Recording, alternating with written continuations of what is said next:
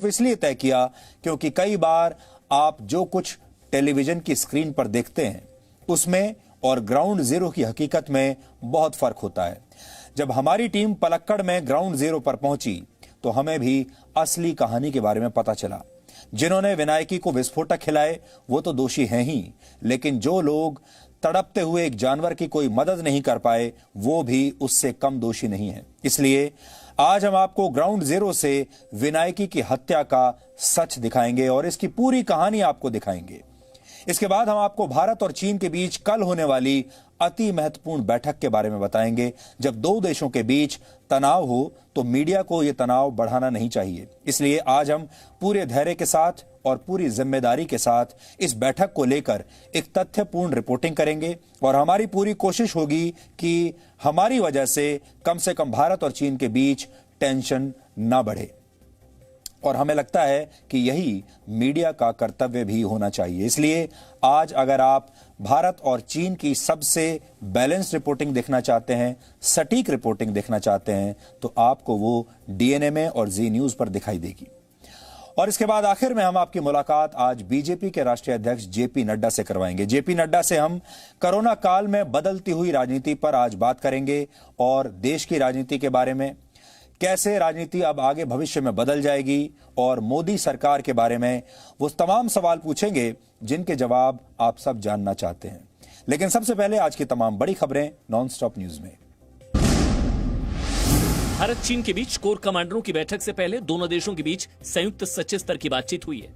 भारत की तरफ से ईस्ट एशिया के ज्वाइंट सेक्रेटरी नवीन श्रीवास्तव और चीन की तरफ से विदेश मंत्रालय के डायरेक्टर जनरल वू जियांगहाओ बातचीत में शामिल हुए। दोनों पक्षों ने सीमा पर मौजूदा हालात समेत द्विपक्षीय संबंधों पर चर्चा की। बातचीत के दौरान दोनों पक्षों ने शांति, स्थिरता और बेहतर तालमेल के रिश्तों को लेकर दोनों देशों के नेताओं के बीच बनी सहमति को भी याद किया। दोनों पक्ष इस बात पर भी सहमत दिखे कि वो अपने हर मतभेद को शांतिपूर्ण बातचीत के जरिए हल करेंगे। भारत और चीन ने कोरोना महामारी की चुनौती से निपटने को लेकर भी चर्चा की है। सीमा विवाद को लेकर भारत और चीन के कोर कमांडरों की कल बैठक होगी। भारत चीन के कोर कमांडरों की यह बैठक सुबह 9 बजे होगी। बैठक लद्दाख में चुशूल के पास चीन की सीमा में मोल्दी में होगी। इस बैठक में पेंगोंग झील बड़ा मुद्दा होगा। सूत्रों के मुताबिक भारत बातचीत के दौरान चीन से गलवान घाटी, हॉट स्प्रिंग और पेंगोंग झील के फिंगर 4 से पीछे हटने की मांग सख्ती से उठाएगा। भारतीय सैनिक दल की अगुवाई लेफ्टिनेंट जनरल हरिंदर सिंह करेंगे। लेफ्टिनेंट जनरल हरिंदर सिंह लेह स्थित 14th कोर के कमांडर हैं। भारतीय सैन्य दल में 10 अफसरों के शामिल होने की संभावना है।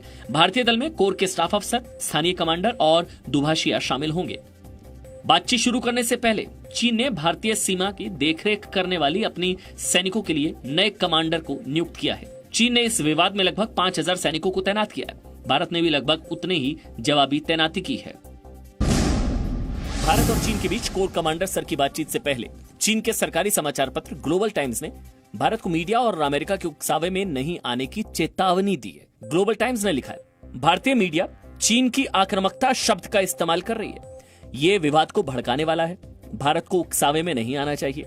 लेकिन भारत के रक्षा मंत्री ने चीन और भारत के बीच LAC की धारणा को गलत बताया। लेख में कहा गया कि अमेरिका भारत और चीन के बीच में दरार बढ़ाकर भारत को अपनी तरफ मिलाने का प्रयास कर रहा है, जिससे चीन पर दबाव डाला जा सके। इस बीच कांग्रेस सांसद राहुल गांधी ने भारत चीन विवाद पर एक लेख ट्वीट किया है। राहुल गांधी ने सभी देशभक्तों से लेख पढ़ने की अपील की है। राहुल गांधी ने चीनी सैनिकों के भारत में घुसपैठ का दावा करने वाला लेख ट्वीट किया। लेख में भारत के 3 अलग अलग इलाकों में चीनी सैनिकों की घुसपैठ का दावा किया गया है। ये लेख retired lieutenant general HS Panag ने लिखा है। विनायकी को इंसाफ दिलाने के लिए जी न्यूज की मुहिम से पूरा देश जुड़ गया है। जी न्यूज इस मामले की पड़ताल के लिए पलक्कड़ पहुंच चुका है। जी न्यूज को मिली एक्सक्लूसिव जानकारी के मुताबिक विनायकी को बचाने में वन विभाग, प्रशासन, केरल सरकार की लापरवाही। वन विभाग ने विनायकी को नदी से भगाने की कोशिश की। वन विभाग की तरफ से बुलाया गया वेटनरी डॉक्टर इलाज ही नहीं कर पाया। विनायकी नदी से भाग ना सके, इसलिए वन विभाग ने चारों तरफ बाड़ लगाए। 25 मई से 27 मई तक वन विभाग विनायकी का इलाज करने में नाकाम रहा। पलक्कड़ और आसपास के इलाकों में बड़े पैमानों पर स्मगलिंग होती है। The animal came to the river on 25th, and the same day the veterinary surgeon was brought there.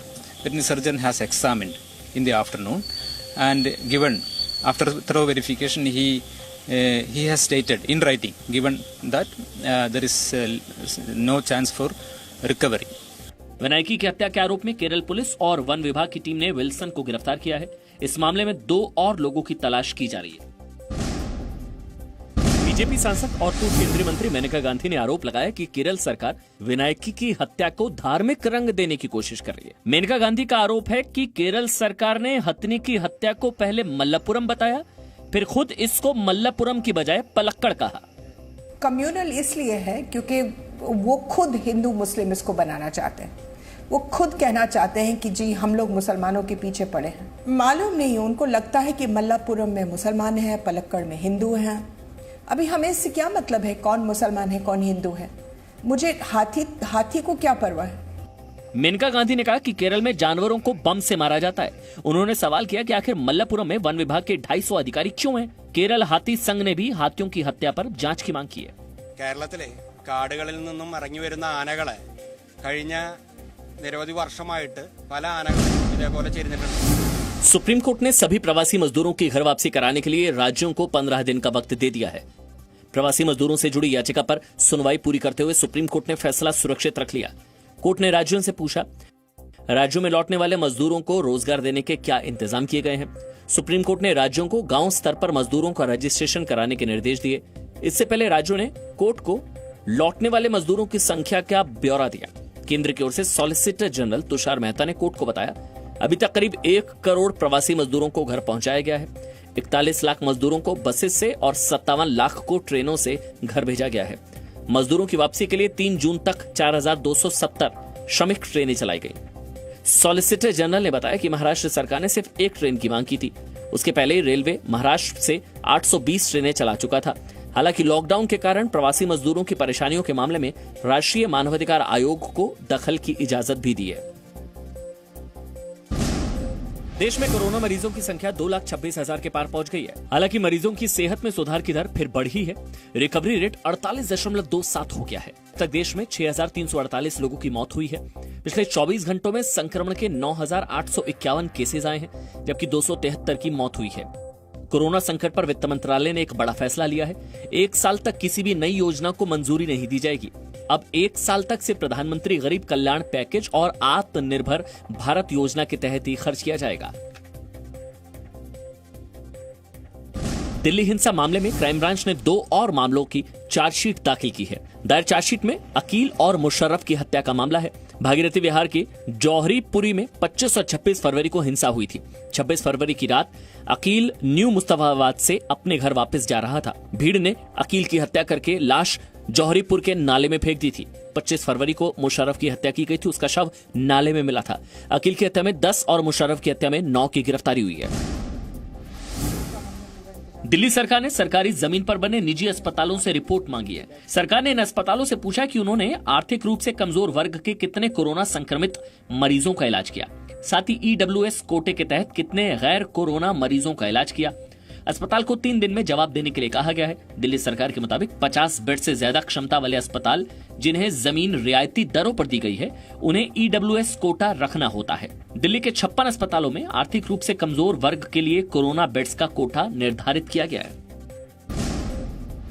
पश्चिम बंगाल की मुख्यमंत्री ममता बनर्जी ने केंद्र और बीजेपी पर एक बार फिर उनकी सरकार को अस्थिर करने का आरोप लगाया है। पर्यावरण दिवस पर एक कार्यक्रम में ममता ने कहा कि पश्चिम बंगाल कोरोना अम्फान तूफान के साथ साथ राजनीतिक साजिश से भी जूझ रहा है।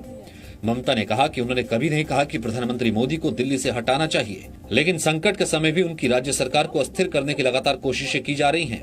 ममता के बयान को मंत्री अमित शाह और राज्यपाल जगदीप धनखड़ के बयान का जवाब माना जा रहा है।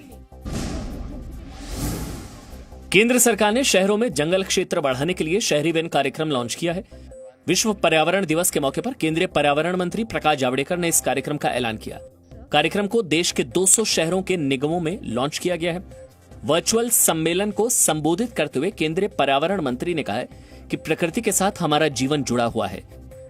शहरों में उद्यान है, गार्डन्स है, but we don't have forest, so we have to create forest and we have decided today to launch our Nagar Van program, urban forest program, in 200 corporation cities of India. Javadekar ने लोगों से पेड़ लगाने की appeal की। प्रकाश जावड़ेकर ने कहा कि तमाम मुश्किलों के बावजूद भारत में विश्व की 8% जैव विविधता बरकरार है।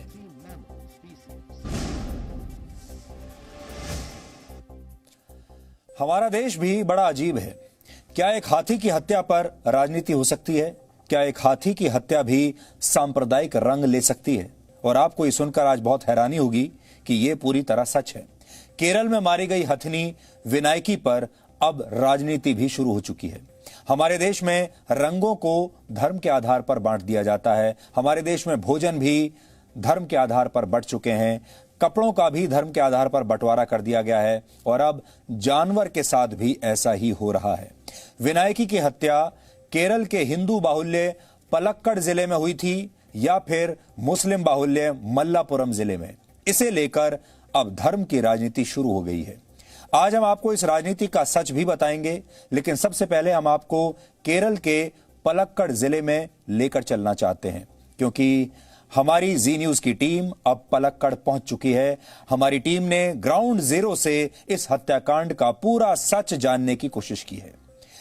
जी न्यूज की टीम ने दिल्ली से पलक्कड़ तक 2500 किलोमीटर का यह सफर सिर्फ इसलिए तय किया है क्योंकि कई बार जो तस्वीर आप अपने टेलीविजन स्क्रीन पर देखते हैं, कई बार जो खबरें आप हजारों किलोमीटर दूर बैठकर अखबारों में पढ़ते हैं, उसमें और ग्राउंड जीरो की हकीकत में बहुत फर्क होता है। और अगर आपको असली कहानी को जानना है, सब कुछ अपनी आंखों से देखना है, तो फिर वहां खुद चलकर जाना पड़ता है।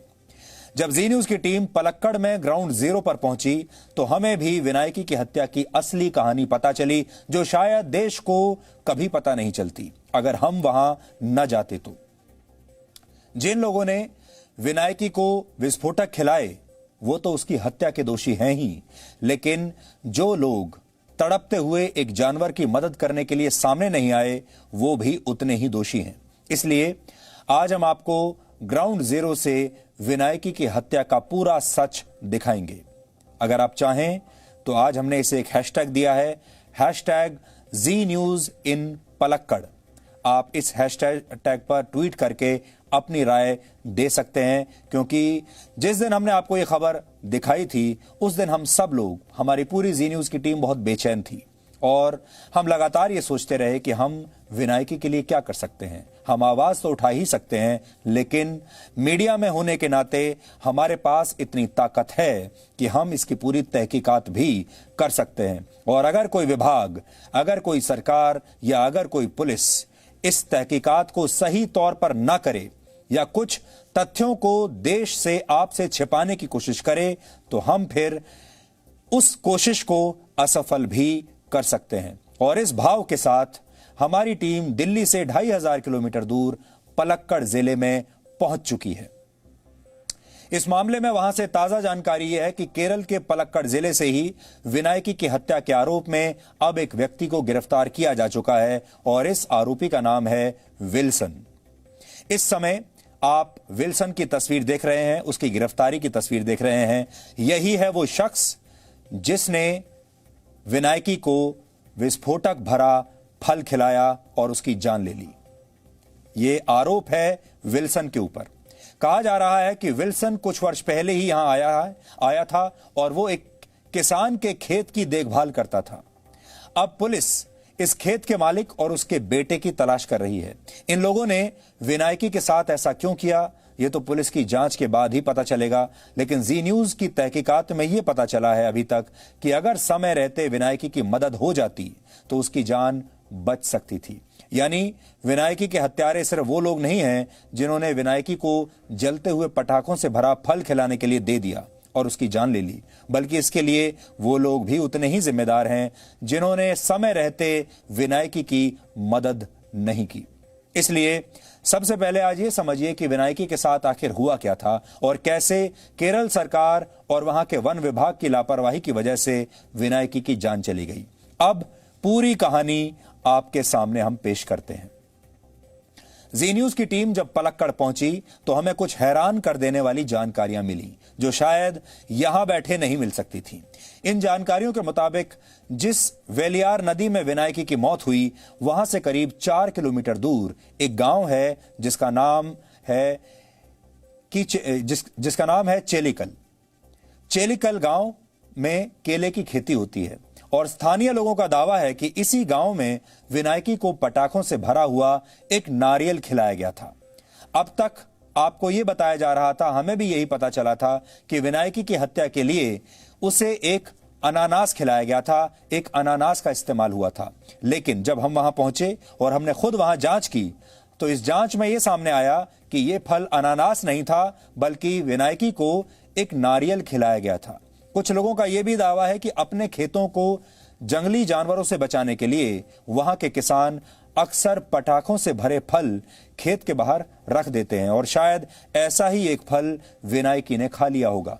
विनायकी को जानबूझकर यह फल खिलाया गया या फिर उसने अनजाने में यह फल खा लिया, इसका खुलासा तो जांच के बाद ही होगा। लेकिन एक बात बिल्कुल साफ है कि इंसानों की और जानवरों की इस लड़ाई में एक जानवर यानी विनायकी बेमौत मारी गई। हमारी जांच में यह भी पता चला कि यह घटना आज से करीब 20 दिन पुरानी है। 20 दिन पहले यह हुआ था जब मुंह में पटाखे फटने की वजह से विनायकी बुरी तरह से घायल हो गई और तब उसने इधर उधर भागना शुरू किया और फिर 25 मई को विनायकी वेलियार नदी में पहुंच गई। विनायकी दर्द से लगातार तड़प रही थी और जब आसपास के गांव वालों को इसके बारे में पता चला तो उन्होंने इसकी सूचना वन विभाग को दी। लेकिन गांव वालों का कहना है कि वन विभाग की टीम ने विनायकी को नदी से बाहर निकालने की बजाय आग जलाकर और जोर जोर से घंटियां बजाकर उसे वहां से भगाने की कोशिश शुरू कर दी। लेकिन विनायकी वहां से भागी नहीं और रात होने पर वो पास के एक गांव में चली गई। इसके बाद 26 मई की सुबह 4 बजे विनायकी फिर से एक बार इसी नदी में पहुंच गई।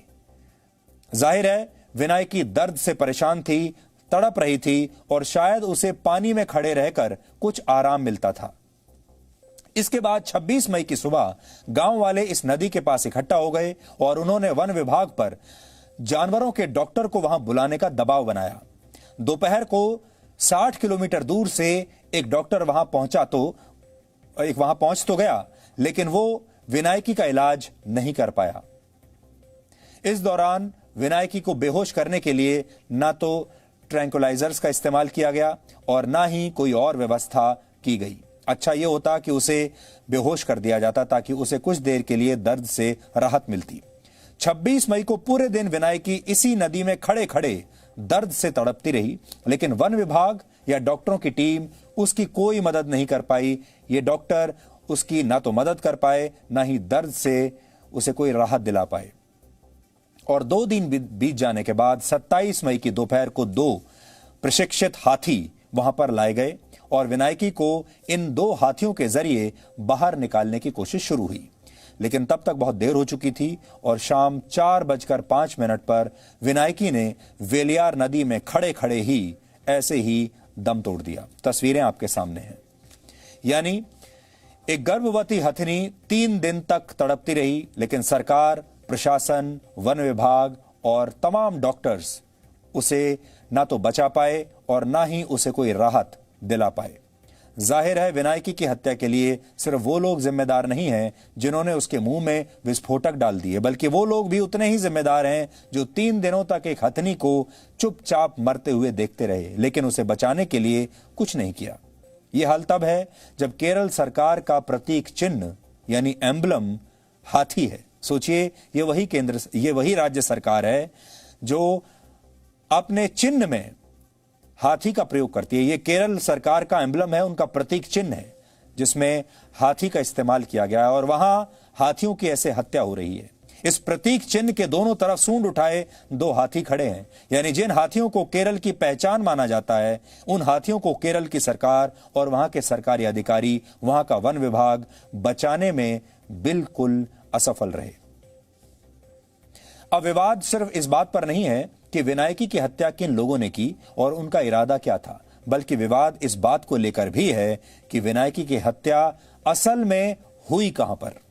जैसा कि हम आपको पहले बता चुके हैं कि हमारे देश में हर चीज को धर्म के आधार पर बांट दिया गया है। हमारे देश में रंग धर्मों के आधार पर बंट चुके हैं, भोजन भी धर्म के आधार पर बंट चुके हैं, कपड़े भी धर्म के आधार पर बंट चुके हैं, जानवर भी धर्म के आधार पर बंट चुके हैं और अब विनायकी की हत्या कहां पर हुई, इस पर भी धर्म के आधार पर ही राजनीति शुरू हो गई है। 2 दिन पहले जब विनायकी की हत्या की खबर आई तो पहले यह बताया गया कि जिस नदी में विनायकी की मौत हुई है वो नदी केरल के मल्लापुरम में है। इसके बाद केरल सरकार ने कहा कि यह इलाका पलक्कड़ जिले में है और यहीं से इस विवाद की शुरुआत हुई। आपने अक्सर देखा होगा कि भारत में किसी शहर में जब कोई अपराध होता है तो कई बार पुलिस ये कहकर जांच से बचती है कि घटनास्थल उनके थाना क्षेत्र में, उनके इलाके के अंतर्गत नहीं आता, बल्कि किसी दूसरे थाना क्षेत्र के अंतर्गत आता है। यानी विनायकी की हत्या के मामले में भी यही हो रहा है। लेकिन इस बार विवाद थाना क्षेत्र को लेकर नहीं है, बल्कि विवाद के केंद्र में धर्म है। इसलिए अब विवाद इस बात पर है कि विनायकी की हत्या किस डिस्ट्रिक्ट में हुई है। एक मृत हाथी पर कुछ लोग कैसे धर्म की राजनीति कर रहे हैं, आज हम आपको यह बताएंगे। लेकिन पहले यह समझ लीजिए कि मल्लापुरम और पलक्कड़ को लेकर यह विवाद और कंफ्यूजन क्या है। केरल के वन विभाग की वेबसाइट के मुताबिक पलक्कड़ और मल्लापुरम जिलों के बीच एक राष्ट्रीय उद्यान है जिसका नाम है साइलेंट वैली नेशनल पार्क। इस नेशनल पार्क में कई तरह के वन्य जीव पाए जाते हैं, जिनमें हाथी भी एक है। साइलेंट वैली नेशनल पार्क का बफर जोन 148 वर्ग किलोमीटर का है और इसी वजह से इसकी सीमाएं पलक्कड़ और मल्लापुरम दोनों से मिली हुई हैं, दोनों से लगी हुई हैं। और कहा जा रहा है कि विनायकी इसी नेशनल पार्क से खाने की तलाश में गांव की तरफ आ गई। एक हाथी वैसे तो एक दिन में 195 किलोमीटर तक चल सकता है, लेकिन औसतन एक हाथी एक दिन में 25 किलोमीटर का सफर तय करता है। घायल होने के बाद विनायकी शायद इतना लंबा सफर तो तय नहीं कर पाई होगी, लेकिन संभव है कि इन 20 दिनों के दौरान उसने कुछ दूरी तो जरूर तय की होगी। जमीनी दूरी की बात करें तो पलक्कड़ और मल्लापुरम एक दूसरे से 80 किलोमीटर दूर हैं, लेकिन जंगल के रास्ते ये दूरी कुछ कम भी हो सकती है। इसलिए संभव है कि विनायकी ने इन दोनों जिलों के बीच का सफर तय किया हो। लेकिन इस विवाद का फायदा उठाकर धर्म की राजनीति करने वालों ने अब जानवर को भी इसमें घसीट लिया है और इसके लिए पलक्कड़ और मल्लापुरम की जनसंख्या और डेमोग्राफी को आधार बनाया जा रहा है। शुरुआत में केरल सरकार की तरफ से भी कई बयानों में विनायकी की मौत की जगह को मल्लापुरम बताया गया था और अब बाद में यह कहा जा रहा है कि यह हत्या मल्लापुरम में नहीं बल्कि पलक्कड़ जिले में हुई है। विनायकी की मौत मल्लापुरम में हुई है, ये कहने वालों में खुद केरल के मुख्यमंत्री भी शामिल थे। और हैरानी की बात यह है कि वन विभाग के करीब 200 अधिकारी भी पलक्कड़ और मल्लापुरम में इस मामले की जांच कर रहे हैं। अब सवाल यह है कि अगर विनायकी की हत्या पलक्कड़ में हुई तो फिर जांच मल्लापुरम में क्यों की जा रही है? इसके पीछे भी क्या कारण है वो हम आपको अब बताते हैं। पलक्कड़ में 68% हिंदू रहते हैं, 28% मुसलमान हैं और करीब 3% ईसाई रहते हैं और 1% लोग अन्य धर्मों के हैं। ये पलक्कड़ की जनसंख्या आपके सामने है। जबकि मल्लापुरम में करीब 70% मुसलमान रहते हैं, 27% हिंदू और 3% दूसरे धर्मों के लोग रहते हैं। यानी दोनों जिलों की जनसंख्या के बीच इस अंतर को आधार बनाकर ही अब कुछ लोग इस पर धर्म की राजनीति कर रहे हैं। कुछ लोगों का दावा है कि केरल की सरकार अब जानबूझकर पलक्कड़ का नाम ले रही है, जबकि इस तर्क का विरोध करने वाले कह रहे हैं कि जब हथिनी की मौत पलक्कड़ में हुई है तो फिर इसमें परेशानी की बात क्या है। लेकिन सच यह है कि इस हथिनी की हत्या हिंदू बाहुल्य इलाके में हुई हो या मुस्लिम बाहुल्य इलाके में, इसकी हर जगह वैसी ही निंदा होनी चाहिए, क्योंकि जिसने भी विनायकी की जान ली है वो व्यक्ति ना तो धार्मिक हो सकता है और ना ही धर्म से उसका कोई लेना देना या रिश्ता हो सकता है। द इकोनॉमिस्ट इंटेलिजेंस यूनिट की एक रिपोर्ट के मुताबिक 2015 से 2020 के बीच यानी 5 सालों में दुनिया के जिन शहरों की जनसंख्या सबसे ज्यादा तेजी से बढ़ी है उनमें पहले नंबर पर मल्लापुरम है, जिसकी जनसंख्या 44% की रफ्तार से बढ़ी है, जबकि दूसरे नंबर पर वियतनाम का शहर कानथो है और तीसरे नंबर पर चीन का शहर सुकियान है। कानथो और सुकियान की जनसंख्या इन्हीं 5 वर्षों की अवधि के दौरान 36% की रफ्तार से बढ़ी है। जैसे जैसे शहरों की आबादी बढ़ रही है और शहर बड़े होते जा रहे हैं, वैसे वैसे इंसानों और जानवरों के बीच द्वंद्व और यह युद्ध भी बढ़ता जा रहा है। हमारी ग्राउंड रिपोर्टिंग के दौरान यह भी पता चला कि पिछले 1 साल में केरल में करीब 70 हाथियों की हत्या हो चुकी है। फिर से आप सुन लीजिए, पिछले 1 साल में केरल में 70 हाथियों की हत्या हुई है। किसी को बिजली का करंट देकर मारा गया, किसी हाथी को बंदूक की गोली से मारा गया, तो किसी को विनायकी की तरह जलते हुए पटाखे खिलाकर मार दिया गया। केरल में जंगली जानवरों की हत्या बहुत आम बात है और उनके अंगों की तस्करी के लिए हर साल सैकड़ों जानवरों को मार दिया जाता है। हाथियों की हत्या उनके दांत के लिए की जाती है और इसी तरह कई जानवरों को अलग अलग वजहों से मार दिया जाता है और सबके पीछे कारण एक ही है, इंसान का लालच। आज हमने विनायकी की हत्या को आधार बनाकर केरल से ग्राउंड रिपोर्टिंग की है, जिसे देखकर आप सब लोग समझ जाएंगे कि केरल में कैसे सिर्फ विनायकी ही नहीं बल्कि सैकड़ों हजारों जानवर इंसानों के लालच का लगातार शिकार हो रहे हैं और हमें इसे रोकना होगा।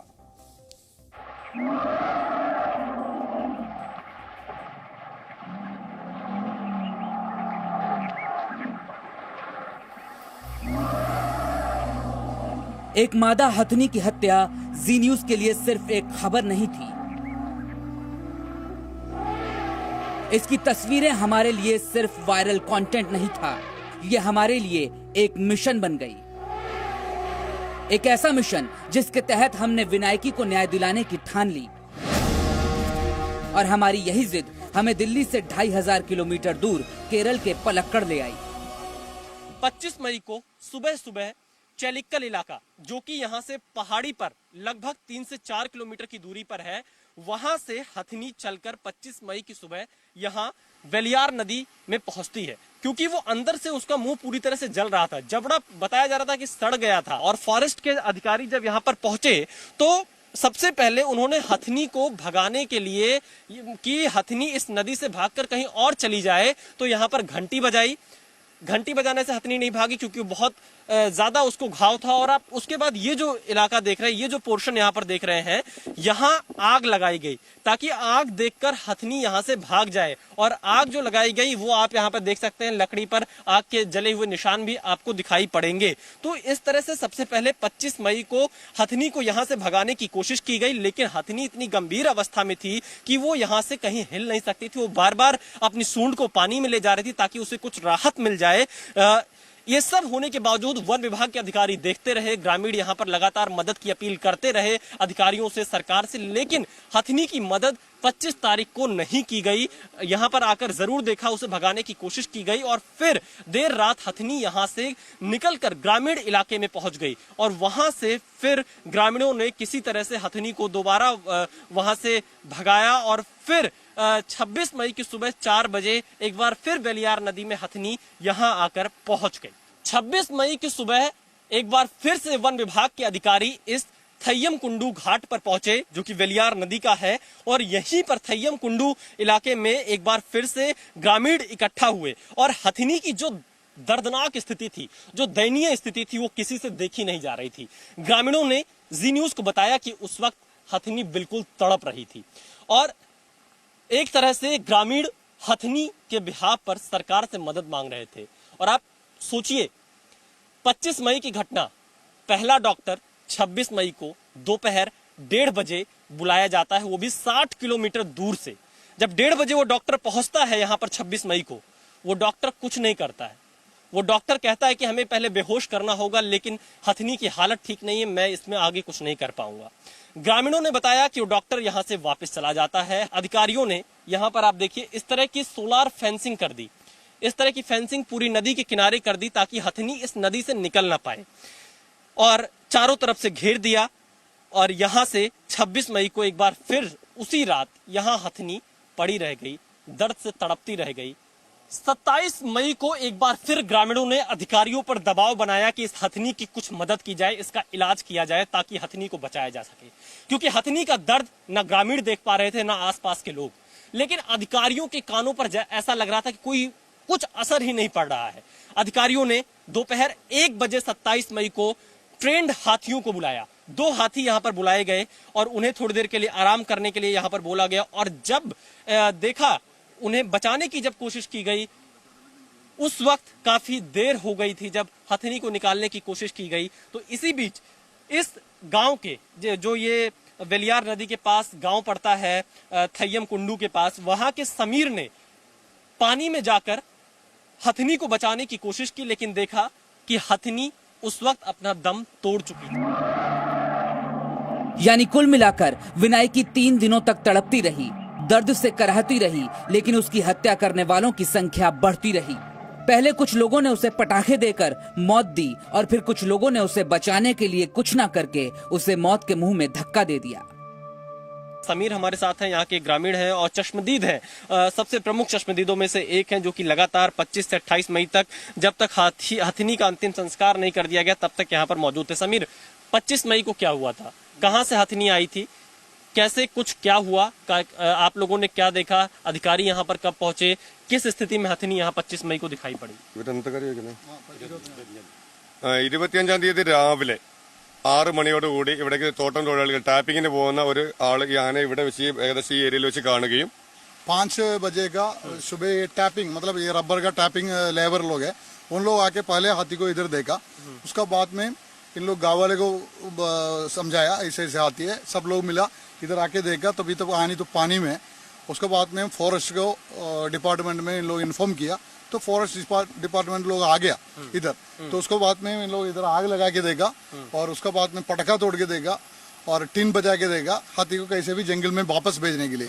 तभी उसका मुंह में ज्यादा से चोट लगा हुआ है, वो चोट से बहुत बदबू भी मार रहा है और पक गया हुआ है चोट है। इसके लिए हाथी पानी में ही है। उस 25 तारीख नाइट तक।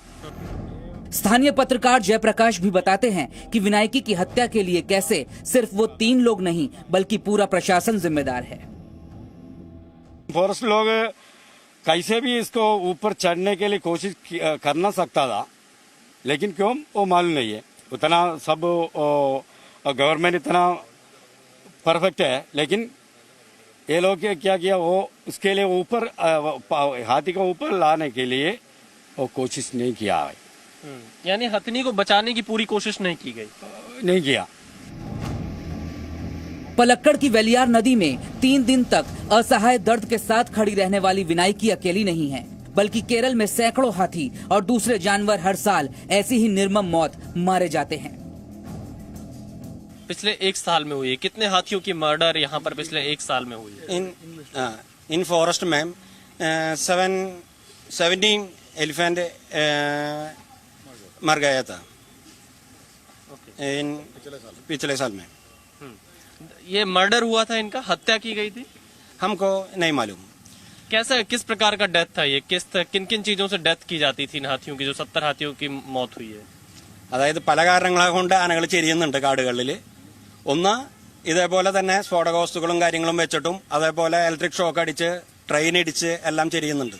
पॉइजन से, ऐसे एक्सप्लोसिव से और ट्रेन मार के और इलेक्ट्रिक शॉक से और जेसीबी से ऐसे करके कम से कम 17 आदमी मर गए। उसको पीछे का कारण क्या है वो भी अभी तक नहीं पता है।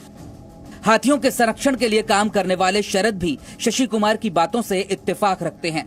शरद का मानना है कि जंगलों पर सिर्फ जानवरों का हक है और इंसानों का लालच इस द्वंद का कारण बन रहा है और इस संघर्ष में कभी इंसान तो कभी जानवर मारे जाते हैं। That is actually, to be frank, that is actually agriculture matter. The people who are doing their agriculture in their village town, they are kept that for their cultivation. They have kept that for local animals, like, you know. But you don't think it's a very shocking? It is never for an elephant. It is never. It was, unfortunately, the elephant came and take the cracker and ate. इन सब के बीच कुछ लोगों ने इस पूरे हत्याकांड को धार्मिक रंग दे दिया है और इस बात पर बहस छेड़ दी है कि विनायकी की हत्या मुस्लिम बाहुल्य मल्लापुरम में हुई या हिंदू बाहुल्य पलक्कड़ में। बीजेपी की सांसद और पशुओं के अधिकारों की आवाज उठाने वाली मेनका गांधी भी कहती हैं कि ये केरल सरकार की लापरवाही है और अब इसे धार्मिक रंग देकर गुनहगारों को बचाने की साजिश हो रही है। मालूम नहीं, उनको लगता है कि मल्लापुरम में मुसलमान हैं, पलक्कड़ में हिंदू हैं। अभी हमें इससे क्या मतलब है कौन मुसलमान है कौन हिंदू है? मुझे हाथी को क्या परवाह है? मैं कह रही हूं जब 100 हाथियों आपने मारे हैं, हमें क्या फर्क पड़ता है किसने मारा? केरल पुलिस इस हत्याकांड के एक आरोपी को गिरफ्तार कर चुकी है, लेकिन अभी भी विनायकी के असली गुनहगार गिरफ्त से बाहर हैं। और जब तक विनायकी को इंसाफ नहीं मिल जाता, हम अपनी इस मुहिम को ठंडा नहीं पड़ने देंगे। केरल के पलक्कड़ से विशाल पांडे, जी मीडिया। हाथी को भारतीय संस्कृति में देवता स्वरूप माना जाता है। भगवान गणेश का एक नाम विनायक भी है, जैसा आप सब जानते हैं, और मान्यता यह भी है कि भगवान गणेश के देवी स्वरूप को विनायकी कहते हैं, और इसीलिए हमने इस हथनी का नाम विनायकी रखा है, ताकि देश इसे हमेशा विनायकी के नाम से याद रखे। और विनायकी ने तो एक तरीके से अपनी कुर्बानी दे दी, लेकिन इसके बाद हम बाकी के जानवरों की रक्षा करें, ये पूरे देश को प्रण लेना चाहिए इस घटना के बाद। और अभी अभी इस रिपोर्ट के दौरान आपने बीजेपी की सांसद मेनका गांधी का बयान सुना होगा, जिसमें वो विनायकी की हत्या पर लगातार सवाल उठा रही थी। आपको ये भी याद होगा कि मेनका गांधी जानवरों को लेकर हमेशा कैंपेन्स चलाती रही हैं, सवाल उठाती रही हैं, और एनिमल राइट्स को लेकर बहुत एक्टिव रही हैं हमेशा से। और जब से विनायकी की हत्या का मामला आया है, मेनका गांधी ने इस मुद्दे को बहुत जोर शोर से उठाया है, और केरल की सरकार से वो तमाम मुश्किल सवाल वो पूछती आ रही हैं पिछले 2 दिनों से, जो शायद केरल की सरकार को अच्छे नहीं लग रहे होंगे। 2 दिनों से मेनका गांधी लगातार आपको जी न्यूज पर दिखाई दे रही होंगी, क्योंकि वो इस कैंपेन में हमारे साथ शामिल है। लेकिन अब आप सोचिए, आप हैरान हो जाएंगे जब मैं आपको यह बात बताऊंगा। अब मेनका गांधी के खिलाफ केरल में इस मुद्दे पर एक एफआईआर दर्ज कर ली गई है, और उन पर भड़काऊ बयान देने का आरोप लगे हैं। कहा जा रहा है कि उन्होंने ऐसे भड़काऊ बयान दिए हैं जिनसे दंगे भड़क सकते हैं। फिर से हम आपको बता देते हैं कि मेनका गांधी पर केरल की सरकार ने एफआईआर दर्ज कर ली है, और उन पर आरोप लगाया है कि वो भड़काऊ बयान दे रही हैं जिनसे दंगे भड़क सकते हैं, और वो विनायकी की हत्या के मामले में लगातार बात कर रही हैं। आपको याद होगा, जब कुछ दिन पहले जी न्यूज पर हमने जम्मू में जमीन जिहाद की खबर आपको दिखाई थी, तब भी केरल में ऐसे ही मेरे खिलाफ भी गैर जमानती धाराओं के अंतर्गत एफआईआर दर्ज करा दी गई थी। और अब मेनका गांधी के खिलाफ भी एफआईआर दर्ज हो गई है केरल में। यानी जो भी केरल सरकार पर सवाल उठाएगा उसे जेल जाना होगा, और जो भी एक खास, इस देश में जो एक खास वर्ग है, एक खास संप्रदाय है, अगर उस पर आपने सवाल उठा दिया, उस संप्रदाय पर, उस वर्ग पर, तो केरल में आपके खिलाफ एफआईआर दर्ज हो जाएगी। केरल की सरकार ने आज पूरे देश को यह संदेश दे दिया है, और यही केरल की सरकार का सच छिपाने वाला वो मॉडल है जिसे हम लगातार एक्सपोज करते आ रहे हैं। हमने आपको जमीन जिहाद की खबर दिखाई, एफआईआर हो गई मेरे खिलाफ। अब विनायकी की हत्या की खबर दिखाई, उस पर हो रही धर्म की राजनीति के बारे में बताया। मेनका गांधी ने उस पर हमारे चैनल पर आकर एक टिप्पणी कर दी, और अब मेनका गांधी को भी डराने के लिए उनके खिलाफ एफआईआर दर्ज कर दी गई है। इसलिए आज हम आप सब से, हमारे देश में बड़ी संख्या में लोग जी न्यूज देखते हैं, और जी न्यूज लगभग पूरी दुनिया में 180 देशों में देखा जाता है। पूरी दुनिया में जो भी लोग हमें इस समय देख रहे हैं, हम केरल की सरकार को आप सबके सामने एक्सपोज करना चाहते हैं। हम बताना चाहते हैं कि भारत में जरूर लोकतंत्र हो, भारत के संविधान में जरूर अभिव्यक्ति की आजादी के बारे में लिखा हो, लेकिन भारत का एक ऐसा राज्य है जहां लोकतंत्र नहीं है, अभिव्यक्ति की आजादी नहीं है, और उस राज्य का नाम है केरल। और सबूत के तौर पर हम आपको बता सकते हैं कि जब मैं जम्मू से एक खबर करता हूं जमीन जिहाद, तो केरल में एफआईआर होती है, और जब दिल्ली में बैठकर मेनका गांधी, जो कि खुद एक सांसद हैं, वो जब केरल की सरकार पर सवाल उठाती है एक हाथी की हत्या को लेकर, तो भी केरल में उनके खिलाफ एफआईआर दर्ज हो जाती है। पूरी दुनिया को इसका संज्ञान लेना चाहिए। पूरी दुनिया में ह्यूमन राइट्स एक्टिविस्ट जितने लोग हैं, जो अपने आप को समझते हैं कि वो मानव अधिकारों के चैंपियन हैं, जो कहते हैं कि अभिव्यक्ति की आजादी के बारे में वो बड़ी बड़ी बातें करते हैं, जो लोग ये कहते हैं कि हम छीन कर लेंगे आजादी, वो तमाम लोग जो अपने आप को लिबरल्स कहते हैं, उन तमाम लोगों को आज मैं ये कहना चाहता हूं कि आप देखिए कि केरल में क्या हो रहा है, और क्या आप में से एक व्यक्ति के अंदर भी इतनी हिम्मत है कि आप बाहर निकलकर सामने आएं और केरल की सरकार के खिलाफ एक लफ्ज भी बोलकर दिखा दें या सोशल मीडिया पर भी लिखकर दिखा दें। मैं आज इस देश के और दुनिया के सारे लिबरल्स को यह चुनौती दे रहा हूं, सारे ह्यूमन राइट्स के चैंपियंस को यह चुनौती दे रहा हूं, उन सारे एक्टिविस्ट वकीलों को चुनौती दे रहा हूं जो बात बात पर सुप्रीम कोर्ट जाते हैं, जो आतंकवादियों के भी अधिकारों की बात करते हैं। उन सारे लोगों को आज हमारी यह चुनौती है, बाहर निकलें और केरल की सरकार के खिलाफ एक भी लफ्ज बोलकर आप दिखा दें, वरना मान लें कि केरल में लोकतंत्र नहीं है, केरल में अभिव्यक्ति की आजादी नहीं है। भारत का संविधान पूरे भारत में चलता होगा लेकिन केरल में नहीं चलता। और देखिए कितनी शर्मनाक बात है कि एक हाथी की हत्या हो गई और उस पर भी केरल जैसे राज्य में राजनीति हो रही है, धर्म की राजनीति हो रही है, और बार बार वो हत्या कहां हुई है उसकी जगह, उसके डिस्ट्रिक्ट बदले जा रहे हैं। और अब मेनका गांधी जो कि एक ह्यूमन राइट एक्टिविस्ट के बारे में तो हम इतना बात करते हैं, जो कि एनिमल राइट्स एक्टिविस्ट हैं, उनके खिलाफ भी सिर्फ इसलिए क्योंकि उन्होंने विनायकी को लेकर इस मुद्दे को उठाया, उन पर भी एफआईआर दर्ज कर दी। केरल में विनायकी की हत्या सिर्फ एक जानवर की हत्या नहीं है, बल्कि ये इंसानों और प्रकृति के बीच बिगड़ते संबंधों की भी हत्या है। ये विडंबना है और बहुत दुख की बात है कि हम विनायकी की हत्या का विशेषण आज ऐसे दिन कर रहे हैं जिस दिन पूरी दुनिया विश्व पर्यावरण दिवस मना रही है। आज ही विश्व पर्यावरण दिवस है, लेकिन विनायकी की हत्या से सवाल उठता है, क्या इंसानों को पर्यावरण दिवस मनाने का कोई हक होना भी चाहिए? क्या पूरे साल में सिर्फ एक दिन प्रकृति और पर्यावरण की बात करके हम उन सब अपराधों से मुक्ति पा सकते हैं जो हम प्रकृति और पर्यावरण के खिलाफ करते हैं? उदाहरण के लिए पूरी दुनिया में जिन हाथियों को हर साल हजारों की संख्या में मार डाला जाता है, वो हाथी अगर विलुप्त हो गए तो उनके साथ पेड़ों की लाखों प्रजातियां भी विलुप्त हो जाएंगी। हाथी जब पेड़ पौधे खाते हैं तो इस दौरान वो उनके बीजों को भी एक जगह से दूसरी जगह पहुंचाते हैं, लेकिन हाथियों की घटती संख्या की वजह से ये प्रक्रिया भी बाधित हो रही है और हाथियों के विलुप्त होने के साथ साथ पेड़ों की कुछ विशेष प्रजातियों के विलुप्त होने का खतरा भी पैदा हो गया है।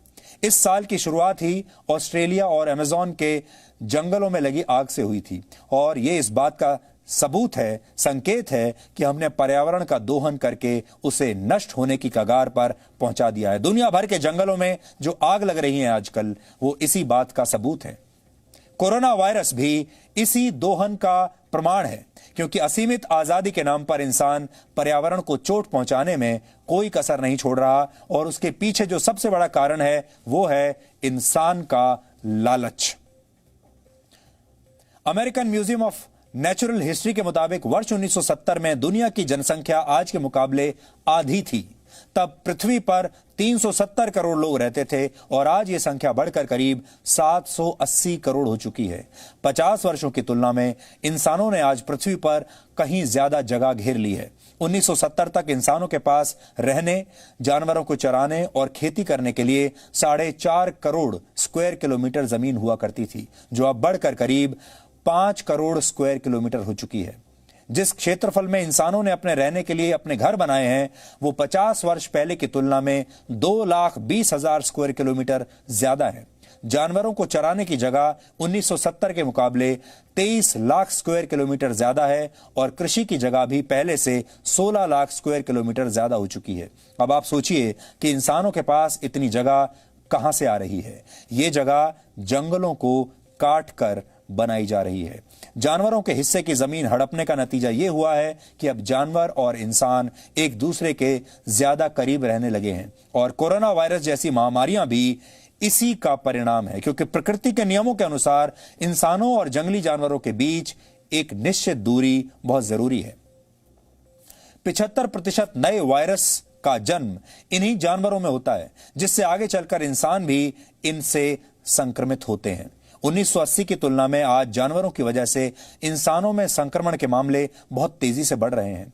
1980 से 1990 के बीच 10 वर्षों में जानवरों से इंसानों में संक्रमण के सिर्फ 991 मामले आए थे। 1990 से 2000 के बीच इनकी संख्या बढ़कर 1924 हुई, जबकि 2000 से लेकर 2010 के बीच इन मामलों की संख्या बढ़कर 3420 हो गई। प्रति व्यक्ति मीट प्रोडक्ट्स की खपत भी 65% तक अब बढ़ चुकी है। मीट प्रोडक्ट्स के उत्पादन के दौरान भारी मात्रा में कार्बन एमिशन होता है। प्रति व्यक्ति प्लास्टिक का उपयोग भी 447% तक बढ़ चुका है और प्लास्टिक पर्यावरण के लिए सबसे खतरनाक चीजों में से एक मानी जाती है। आज हमारी हवा में 50 वर्ष पहले के मुकाबले 26% ज्यादा कार्बन डाइऑक्साइड है और इसकी वजह से हमारे समुद्र भी, हमारे ओशियंस भी पहले से ज्यादा गर्म हो रहे हैं और उनमें तेजाब की मात्रा 4% तक बढ़ चुकी है। 1970 से लेकर अब तक पृथ्वी का तापमान भी करीब 1% तक बढ़ चुका है और इसी को आप ग्लोबल वार्मिंग कहते हैं। यानी इंसानों ने प्रकृति का दोहन करने के नाम पर न सिर्फ जानवरों से उनकी आजादी और उनके अधिकार छीन लिए, बल्कि खुद अपना भी बहुत बड़ा नुकसान किया है। इसलिए पर्यावरण दिवस के मौके पर आज आपको प्रकृति और जानवर दोनों को बचाने का प्रण जरूर लेना चाहिए और इस बात पर जरूर गौर करनी चाहिए आपको कि इंसान को बहुत तरह के अधिकार चाहिए थे, बहुत तरह की आजादी चाहिए थी। इंसान असीमित आजादी चाहता है। वो चाहता है कि उसे कुछ भी बोलने की आजादी होनी चाहिए, कहीं भी रहने की आजादी होनी चाहिए, कुछ भी खाने पीने पहनने की आजादी होनी चाहिए। हर तरह की आजादी इंसान चाहता है और अब अपने इन अधिकारों में इंसान ने बिना किसी को बताए एक अधिकार और जोड़ लिया है और वो है किसी को भी मार डालने का अधिकार, किसी को भी मार डालने की आजादी। ये आजादी इंसान को चाहिए और इंसान ने ये बिना किसी से पूछे ले भी ली है। आज पृथ्वी पर जो इंसान है, इंसान को, मनुष्य को श्रेष्ठ प्राणी माना गया है, लेकिन श्रेष्ठ प्राणी होने के नाते मनुष्य ने अपने आप ही ये मान लिया कि उसे किसी की भी हत्या करने का अधिकार है और वो अपने लालच के लिए, अपने खाने पीने के लिए, अपने फैशन के लिए, कपड़े के लिए, किसी भी चीज के लिए वो किसी की भी हत्या कर सकता है। आज आपको इस पर विचार करना होगा। यह असीमित अधिकार और असीमित आजादी नहीं चलेगी।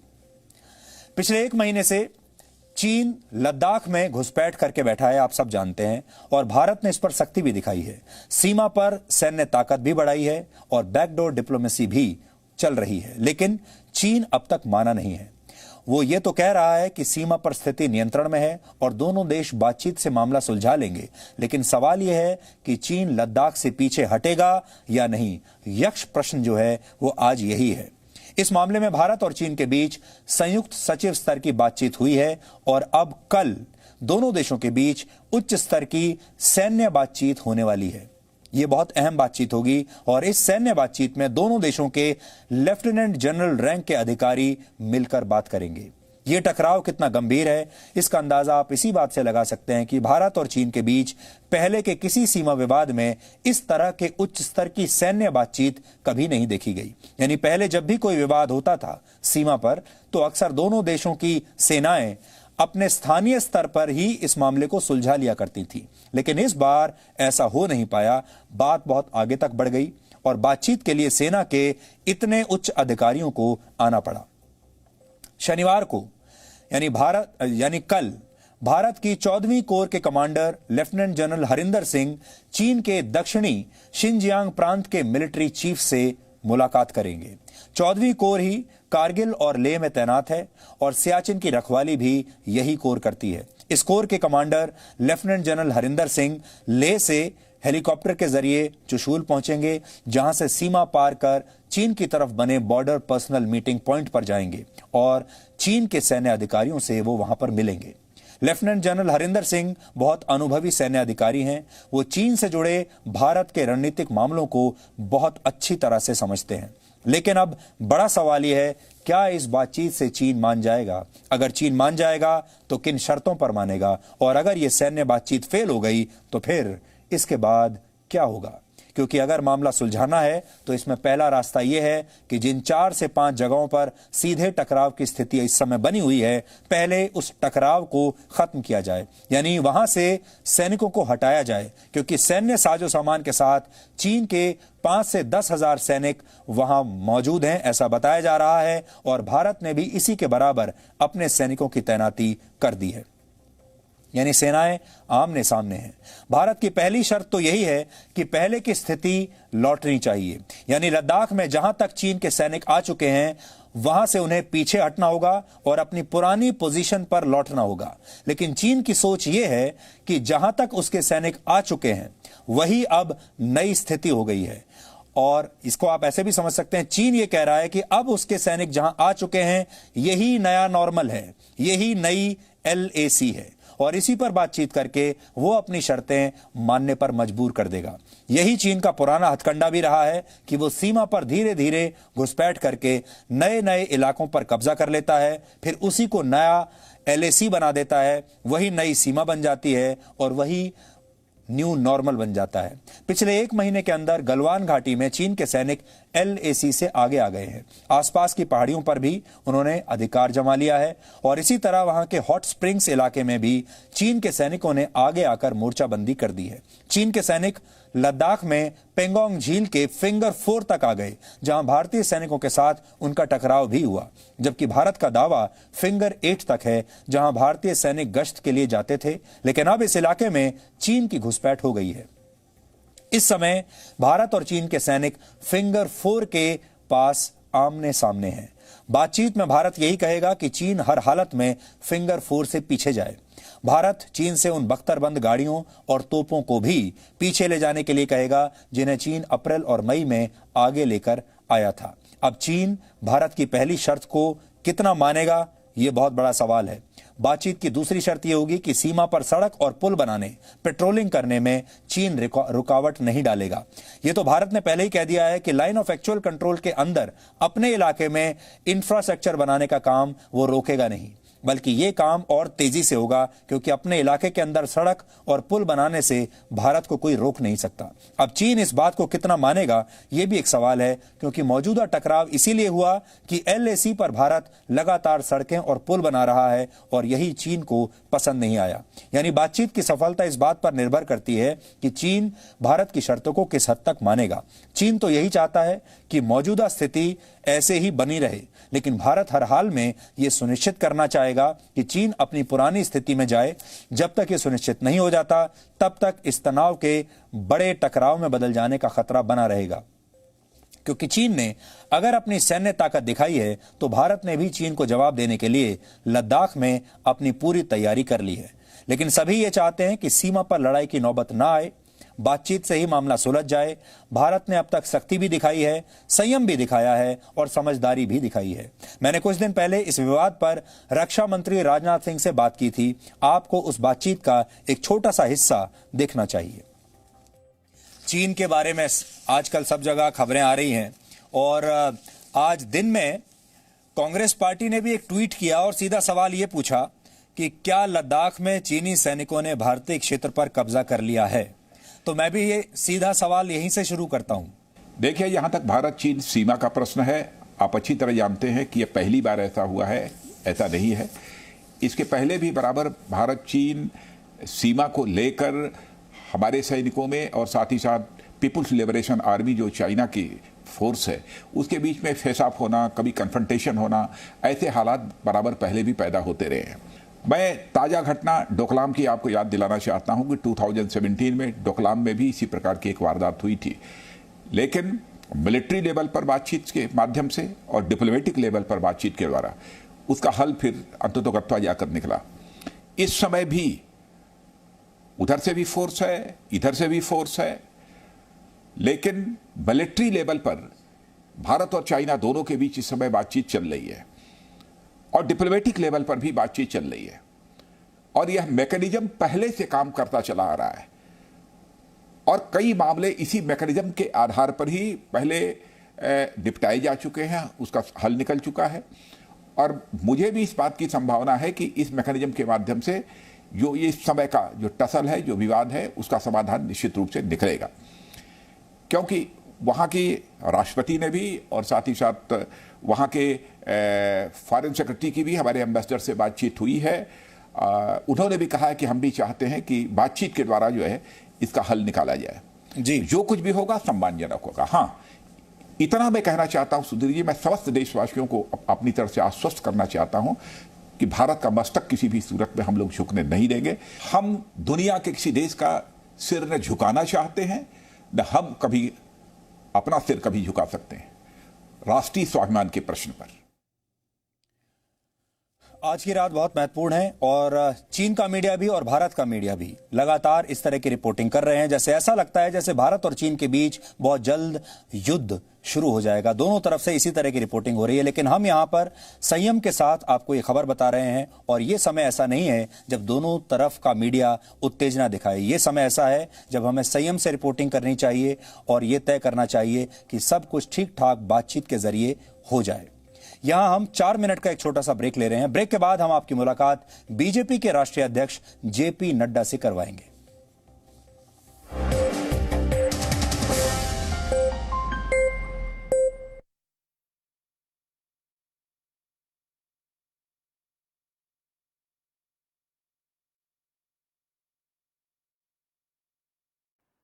और जहां वीकनेस हुई तब क्या कहेंगे, कमजोर आदमी कभी कुछ नहीं कर सकता, ना खुद का भला कर सकता है ना किसी और का भला कर सकता है। तो अपने आप को कमजोर नहीं करना, तो उसके लिए ये कहा कि भाई जो आपके अपने वैल्यू सिस्टम्स हैं उन पे चलिए, उनका उल्लंघन मत करिए, तो फिर भी मोटिवेशन की आवश्यकता आपको शायद नहीं पड़ेगी। So what is motive? Motive का डिक्शनरी मीनिंग तो शायद सबको पता होगा, कोई बात बताना चाहेंगे आप? Sir, strong determination towards your goal. Reason to do a particular task. यही है motive, and then second part which is action, motivation, that is action. Our desire, our needs, what we want to do, what is our aim in life, और उसको पूरा करने के लिए then you take an action. ये दोनों का motive plus action means motivation. So that's a simple meaning of it. कई बार अपने लिए बड़ा हाई गोल रख लेते हैं सामने कि मैं ये वीक में ये करूँगी, अगले महीने ये करूँगी, उसके बाद ये करेंगे, इस साल में ये करेंगे, और किसी न किसी कारण से जब वो पूरा नहीं होता है तो फिर क्या हालत होती है? अगेन डिसअपॉइंटमेंट होगी, कुछ और होगी। उस समय में आपको फिर कोई ना कोई मोटिवेशन चाहिए टू कम बैक। तब आप ढूंढते हैं, किसी न किसी की किताब पढ़ेंगे, किसी की बात सुनेंगे, कहीं किसी दोस्त से बात करेंगे कि भैया मेरे को ये समस्या है, कहीं कोई ज़्यादा तकलीफ में हुआ तो साइकेट्रिस्ट के पास भी चला जाएगा, पंडित के पास तो खैर खास करके, तो वो जाके फिर वो मोटिवेशन लेंगे, उसके बाद फिर लग जाएंगे काम में, चलो फिर वापस लगो। तो ये इसलिए कहा कि अपने आगे देखते रहिए, अपना जितना तक आपको लगता है कि यहाँ तक मैं आराम से पहुँच सकता हूँ वैसा करते रहेंगे तो शायद डीमोटिवेट होने की आवश्यकता नहीं पड़ेगी। No signal, no worry. Presenting Z News app with live TV, latest updates and expert opinion. Available on Google Play and App Store. Download it now.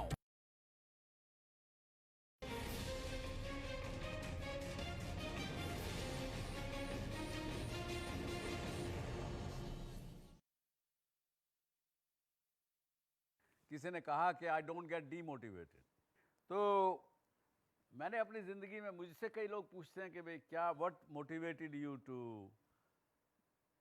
Gate out of your house, 17 रुपये लेके तुम निकले और आगे क्या आपके मन में आया और क्या था उस समय? तो मैं बार बार एक ही बात कहता हूँ, उस समय मेरा गोल जो मन में रखा था बड़ा छोटा सा गोल रखा था, और वो ये था कि मुझे अपने फैमिली का, 71 की बात कर रहा हूँ जब मैं निकला वहाँ से, तो कि मुझे अपना परिवार का 4 लाख रुपए का कर्जा है उनके ऊपर, वो उतारना है बस। इससे आगे कोई मेरी ज़िंदगी में गोल नहीं था, कोई कुछ ध्यान में नहीं था। वो एक गोल था। वो जब गोल पूरा हो गया तो then I set another goal for myself. जब वो पूरा हो गया तो अनदर गोल। सो ये इसलिए मैं ज़िंदगी में बार बार कहता हूँ, यूथ को खासकर कहता हूँ कि one at a time. And फिर बात आखिर में वहीं फिर आ जाती है जो मैंने पिछले हफ्ते भी कहा कि try to live in the present. Present में रहेंगे तो कहीं तकलीफ किसी प्रकार की नहीं आएगी। और जब तक पहला गोल पूरा नहीं कर लें दूसरा मत करिए, तय नहीं करिए। दूसरा नहीं पूरा कर लें तब तक तीसरा मत करिए। तो वन एट ए टाइम रखेंगे, फोकस रहेंगे, कोई चीज़ सताएगी नहीं, फेलियर का दर्द नहीं सताएगा, डर नहीं सताएगा, कुछ नहीं सताएगा। और साथ में एक चीज़ और ज़िंदगी में याद रखें, जब हम कोई भी काम सामाजिक नियमों के विपरीत, विरोध में या अपने खुद के विश्वास के विरोध में करते हो, मेरी एक अपनी वैल्यू सिस्टम है, हर व्यक्ति का, हर परिवार का, हर समाज का एक अपना अपना वैल्यू सिस्टम रहता है। जब आप उसकी सीमा को लांघते हैं, उसको तोड़ते हैं, तो आपको खुद को पता लगता है कि मैं गलत रास्ते पे जा रहा हूं या जा रही हूं। और अगर जब आप उस सीमा को लांघ के गलत रास्ते पे चलते हैं, तब that not only makes you weak physically, but it makes you weak mentally, spiritually, in every which manner. और जहाँ वीकनेस हुई तब क्या कहेंगे? कमज़ोर आदमी कभी कुछ नहीं कर सकता, ना खुद का भला कर सकता है, ना किसी और का भला कर सकता है। तो अपने आप को कमज़ोर नहीं करना, तो उसके लिए ये कहा कि भाई जो आपके अपने वैल्यू सिस्टम्स हैं उन पे चलिए, उनका उल्लंघन मत करिए। तो फिर भी मोटिवेशन की आवश्यकता आपको शायद नहीं पड़ेगी। So what is motive? Motive का डिक्शनरी मीनिंग तो शायद सबको पता होगा। कोई बात बताना चाहेंगे आप? Sir, strong determination towards your goal. Reason to do a particular task.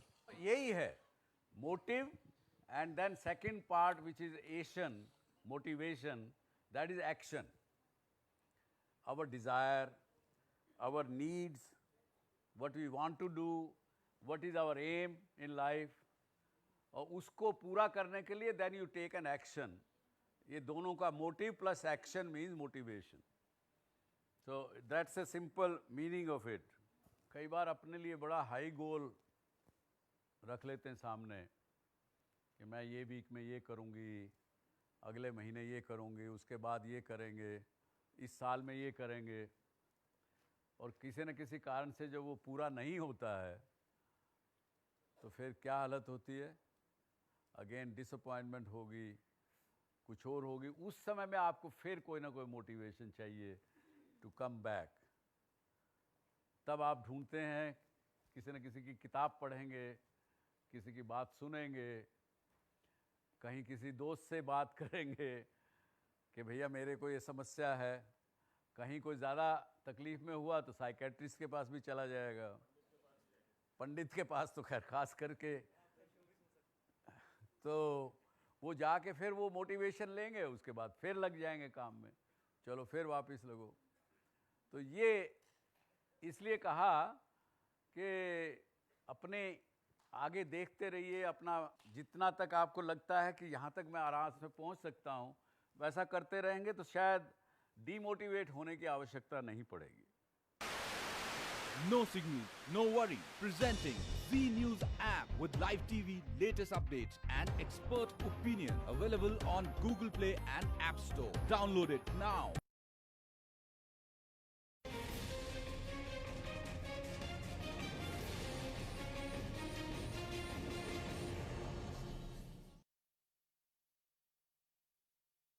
किसी ने कहा कि आई डोंट गेट डीमोटिवेटेड। तो मैंने अपनी ज़िंदगी में, मुझसे कई लोग पूछते हैं कि भाई क्या what motivated you to get out of your house, 17 रुपये लेके तुम निकले और आगे क्या आपके मन में आया और क्या था उस समय? तो मैं बार बार एक ही बात कहता हूँ, उस समय मेरा गोल जो मन में रखा था बड़ा छोटा सा गोल रखा था, और वो ये था कि मुझे अपने फैमिली का, 71 की बात कर रहा हूँ जब मैं निकला वहाँ से, तो कि मुझे अपना परिवार का 4 लाख रुपए का कर्जा है उनके ऊपर, वो उतारना है बस। इससे आगे कोई मेरी जिंदगी में गोल नहीं था, कोई कुछ ध्यान में नहीं। वो एक गोल था। वो जब गोल पूरा हो गया तो then I set another goal for myself. जब वो पूरा हो गया तो अनदर गोल। सो ये इसलिए मैं जिंदगी में बार बार कहता हूँ, यूथ को खासकर कहता हूँ कि one at a time. And फिर बात आखिर में वहीं फिर आ जाती है जो मैंने पिछले हफ्ते भी कहा कि try to live in the present. Present में रहेंगे तो कहीं तकलीफ किसी प्रकार की नहीं आएगी। और जब तक पहला गोल पूरा नहीं कर लें दूसरा मत करिए, तय नहीं करिए। दूसरा नहीं पूरा कर लें तब तक तीसरा मत करिए। तो वन एट ए टाइम रखेंगे, फोकस रहेंगे, कोई चीज़ सताएगी नहीं, फेलियर का दर्द नहीं सताएगा, डर नहीं सताएगा, कुछ नहीं सताएगा। और साथ में एक चीज़ और ज़िंदगी में याद रखें, जब हम कोई भी काम सामाजिक नियमों के विपरीत, विरोध में या अपने खुद के विश्वास के विरोध में करते हो, मेरी एक अपनी वैल्यू सिस्टम है। हर व्यक्ति का, हर परिवार का, हर समाज का एक अपना अपना वैल्यू सिस्टम रहता है। जब आप उसकी सीमा को लांघते हैं या उसको तोड़ते हैं तो आपको खुद को पता लगता है कि मैं गलत रास्ते पे जा रहा हूं या जा रही हूं। और अगर जब आप उस सीमा को लांघ के गलत रास्ते पे चलते हैं तब that not only makes you weak physically, but it makes you weak mentally, spiritually, in every which manner. और जहाँ वीकनेस हुई तब क्या कहेंगे?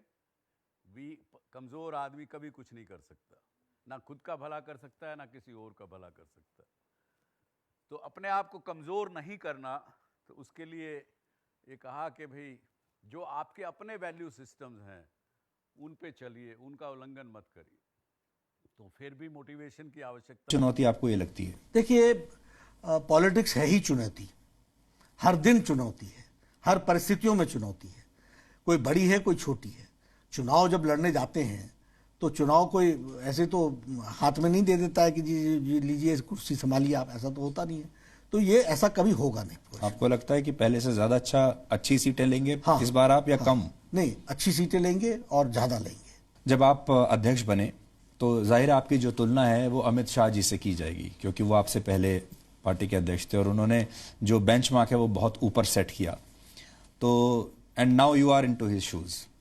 तो ये आपको कितनी बड़ी चुनौती लगता है कि आपका की जो तुलना है वो अमित शाह से की जा रही है या की जाएगी, और जब रिजल्ट भी आएंगे उसकी तुलना भी वहीं से होगी? देखिए, मैं आपको एक बात बता देना चाहता हूं, और ये मैंने बहुत बार लोगों को कहा है, वो आप मेरे व्यक्तित्व से भी दिखता होगा। मैं कभी अपने आप को मैं में नहीं देखता हूं, और मैं अपने आप को कभी कहीं प्लेस नहीं करता हूं। अमित जी ने बहुत अच्छा काम किया, अमित जी ने पार्टी को बहुत ऊंचाइयों पर ले गए, और अमित जी ने बहुत से प्रदेशों में सरकार भी बनाई, पार्टी को इलैबोरेट भी किया।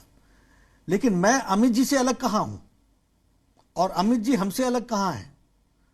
तो मुझ जैसे व्यक्ति को, जिसको प्रधानमंत्री जी का जो विश्व के नेता हैं, मतलब विश्व में जिनका स्थान है, उनका सानिध्य मिलता हो, और अमित शाह जी जैसे लोगों का सहयोग मिलता हो, और हमारे पूर्व अध्यक्ष राजनाथ जी का सहयोग मिलता हो, नितिन जी का सहयोग मिलता हो, तो मैं अकेला कहाँ हूं? और ये नतीजे मेरे अकेले नहीं होते हैं, ये मैं सबके साथ साझा करके एक टीम स्पिरिट के रूप में लेता हूं।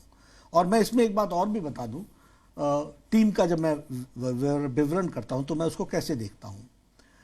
कैप्टन बन जाने से बैटिंग ऑर्डर प्लेयर का नहीं बदलता, बैटिंग ऑर्डर वही रहता है। अगर कैप्टन आप फुटबॉल के बन जाते हैं तो आपकी प्लेसमेंट नहीं बदल जाती। अगर आप मिडिल ऑर्डर बैट्समैन हैं तो आप मिडिल ऑर्डर ही बैट्समैन के रूप में टीम में खेलते हैं।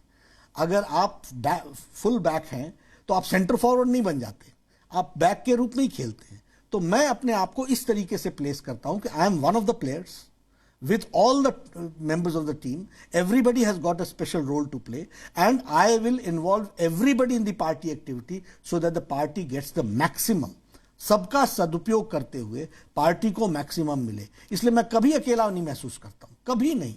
सुधीर जी, और ये मैं फिर आपसे कह रहा हूँ, कई बार लगता है लोगों को कि ये एक अतिशयोक्ति की बात कह रहा है। मेरी पर्सनैलिटी ऐसी है, मुझे बहुत खुशी होती है कि कोई मुझसे ज़्यादा जिसके पास कला है या टैलेंट है, मैं उसकी तारीफ करता हूँ और मैं उसको उपयोग करता हूँ, मैं उसका सदुपयोग करता हूँ और मैं उसका साथ मिला करके चलने का प्रयास करता हूँ। तो इसलिए हमारी पार्टी में जो भी सबका उपयोग हो रहा है वो हम ले रहे हैं और लेंगे। और इसलिए ये मैं इस ऐसा कंपैरिजन, ये मीडिया में ऐसा जरूर होता है, to fit in somebody shoes, my size is different, my shoes will be different, but yes everybody is important, that is line से। और अमित जी ने जिस हाइट पर पार्टी को ले गए हैं उनका सदुपयोग करना, और हम और वो जब अलग ही नहीं है तो पार्टी उसी गति से चलेगी। जब भारत की तुलना होती है दूसरे देशों से, यूरोप के देशों से हो रही है, यूएस से हो रही है, तो भारत सरकार कहती है कि हमने उनके मुकाबले बहुत अच्छा काम किया है। लेकिन अगर मैं तुलना करूं चीन से, चीन आपसे साइज में 3 गुना ज़्यादा है, पॉपुलेशन में भी ज़्यादा है, जीडीपी भी उसकी आपसे बहुत ज़्यादा बड़ी है, लेकिन चीन ने अपने नंबर्स को बहुत कंटेन करके रखा। तो जब हम हर चीज़ में चीन से तुलना करते हैं भारत की, तो कोविड-19 के मामले में भी अगर आप तुलना करें तो चीन के मुकाबले भारत की जो नंबर्स के हिसाब से देखें तो परफॉर्मेंस बहुत अच्छी नहीं है। देखिए, चीन के साथ तुलना करना ही गलत है, क्योंकि आप इस समय भारतीय जनता पार्टी के राष्ट्रीय अध्यक्ष से आप प्रश्न पूछ रहे हैं, लेकिन यह प्रश्न आप चीन के कम्युनिस्ट पार्टी के अध्यक्ष से नहीं पूछ सकते हैं। चीन is a communist country, it's a dictatorial regime, और जो वो आंकड़े दे रहे हैं उनकी गारंटी क्या है कि वो आंकड़े सही हैं? हमारी तो खुली किताब है, हम तो अपने आंकड़े नहीं छुपा सकते। और आपको पता होगा कि कोई स्टेट अगर छुपाना भी चाहता रहा तो भी नहीं छुपा पाया। तो चीज़ें तो सामने आती हैं, यहाँ तो सब चीज़ें ओपन हैं। इसलिए चाइना के साथ किसी भी तरीके से, एक तो कम्युनिस्ट कंट्री है, जानकारियाँ कहाँ हैं कि कितने लोग डेथ हो गई, अब जो वो कहते हैं वही हम मानते हैं ना। तो जब हम वहाँ के कम्युनिस्ट पार्टी के अध्यक्ष से पूछ ही नहीं सकते तो उसको मान तो सकते हैं, लेकिन उनके साथ कंपेयर तो नहीं कर सकते हैं। इसलिए चीन का सारी सिचुएशन ऐसी है जिसमें, अच्छा, उनको कुछ कहना है कि कोई घर से बाहर नहीं निकलेगा तो नहीं निकलेगा। हमारे यहाँ ऐसा थोड़ी ना है। हमारे यहाँ हमारे बेचारे प्रवासी मजदूर चल पड़े, भारत सरकार उनके साथ मदद में आकर के खड़ी हुई, उनको घर तक पहुंचाने का प्रयास किया। तो दोनों ही अलग अलग है, इसलिए हम चाइना के साथ कंपेयर नहीं करते हैं। और सही मायने में उनके आंकड़े कितने सही हैं कितने ये है, इसकी गारंटी दुनिया भी नहीं ले पाती है, भारत क्या लेगा? तो यह भी स्थिति है, इसलिए हम कंपेयर नहीं। जी, लेकिन चीन आजकल वैसे भी चर्चा में बना हुआ है। आपने देखा होगा कि लद्दाख में काफ़ी उन्होंने हमारी ज़मीन ले ली है, ऐसा कहा जा रहा है, और कल बातचीत भी होने वाली है। ये सब चीज़ें भी राजनीति को प्रभावित करती हैं और ये मुद्दा बनेगा। आपने देखा होगा कांग्रेस पार्टी ने ऑलरेडी इसको मुद्दा बनाना शुरू कर दिया है। इस पर आपका क्या कहना है? भारत सरकार को कितनी सख्ती से चीन को जवाब देना चाहिए था? ऐसा है कि प्रधानमंत्री जी के नेतृत्व में देश सुरक्षित भी है और इसका स्वाभिमान भी अटूट है और वो अटूट रहेगा। इसको हमको ध्यान में रखना चाहिए।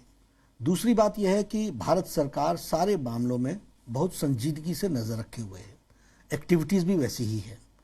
हमारे चीफ ऑफ डिफेंस, अपने रक्षा मंत्री जी के साथ प्रधानमंत्री जी की बैठक, चीफ ऑफ डिफेंस स्टाफ के साथ, बाकी सारे चीफ्स के साथ हुई है। उसमें जो डेलिब्रेशंस हुए हैं उस डेलिब्रेशंस पर भारत सरकार एक्ट भी कर रही है।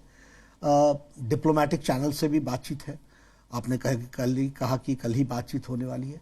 तो यह निश्चित रूप से भारत के पक्ष को मजबूती से आगे आएगा और भारत का स्वाभिमान अटूट रहेगा। लेकिन आपको ऐसा नहीं लगता कि जो चीन वाली जो समस्या है लगातार चलती ही आ रही है?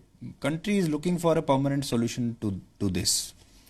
परमानेंट सॉल्यूशन अपने हाथ में अकेला नहीं होता, दूसरे देश के ऊपर भी डिपेंड करता है। तो इसलिए हमारे तरफ से तो परमानेंट सॉल्यूशन ही हम ढूंढते रहते हैं। परमानेंट सॉल्यूशन हमारा क्या है कि हम अपने बॉर्डर्स को सिक्योर करेंगे, हम किसी पर अटैक नहीं करेंगे, लेकिन हम अपनी बॉर्डर्स के आन बान शान को मेंटेन करने के लिए हर कुछ करेंगे। ये बात डिक्लेयर्ड पोजीशन है हमारी, तो वो हम करते ही हैं और करेंगे ही। नड्डा जी, आप ऐसे समय में बीजेपी के अध्यक्ष हैं जब पूरी राजनीति के डायनेमिक्स ही चेंज होने वाले हैं। हमारा सबका जीवन एकदम खत्म हो गया, बदल गया है। मीडिया भी अब पहले जैसा नहीं रहा।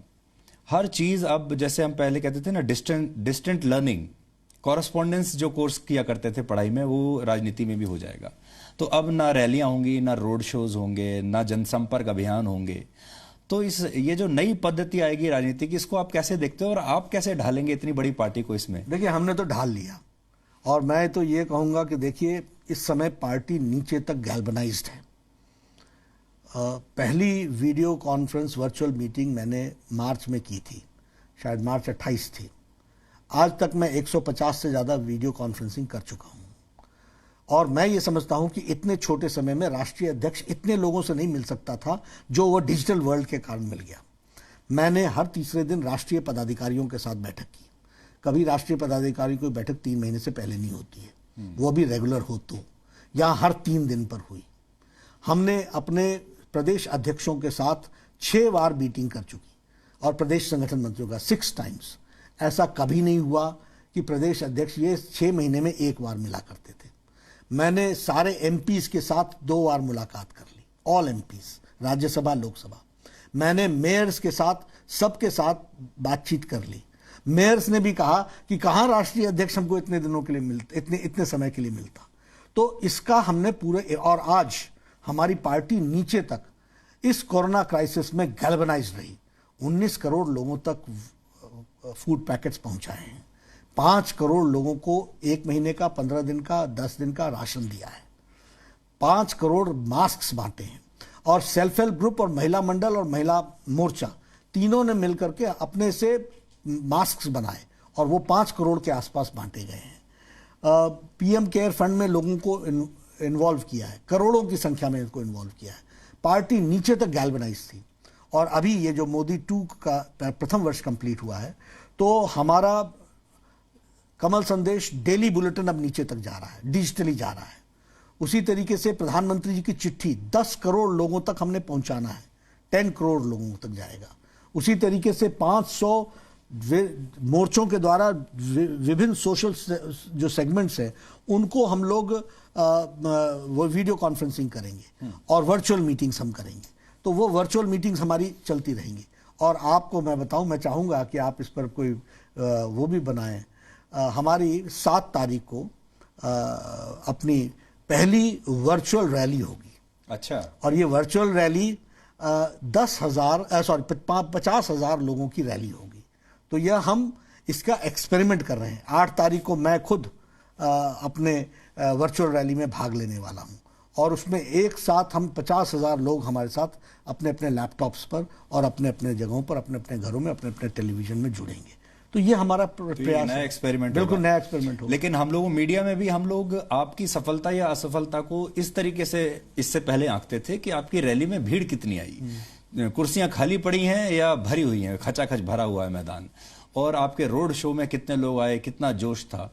तो जो जोश की जो हम बात करते हैं, वो वर्चुअल रैली में आपको वो जोश, वो शोर शराबा, वो मालाएं फेंकना, फूल बरसाना, वो सब आपको नहीं मिलेगा। उससे तो अभी हम लोगों को वंचित ही रहना पड़ेगा, क्योंकि खास करके बिहार का चुनाव तो हम कोरोना के साये में लड़ने वाले हैं जी। तो वो फील तो नहीं आएगा, लेकिन इस नए फील को भी हमने लेना है, और इस नए फील के माध्यम से हमने अपने आप को बढ़ाना है। नड्डा जी, बहुत बहुत शुक्रिया, आपने इतना समय दिया हमें, और बहुत बहुत शुभकामनाएं।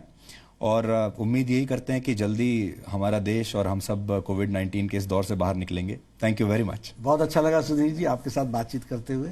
Thank you sir, thank you.